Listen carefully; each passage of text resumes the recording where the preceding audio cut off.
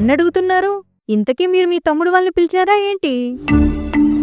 అమ్మో, నేను పిలుస్తానన్న విషయం తెలిస్తే ఇది ఖచ్చితంగా రాచి రంపాలు పెడతాది.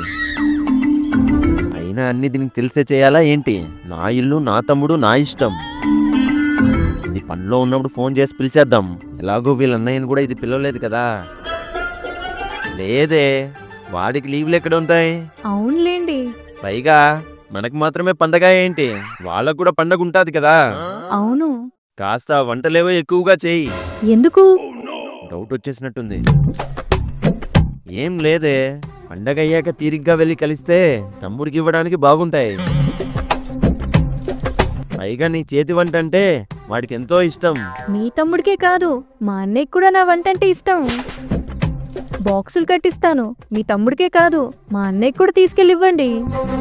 సర్లే, కాస్త ఎక్కువగా చెయ్యి. అమ్మయ్యా, దీనికి డౌట్ రాలేదు. అమ్మయ్యా, ఈయనకు అనుమానం రాలేదు.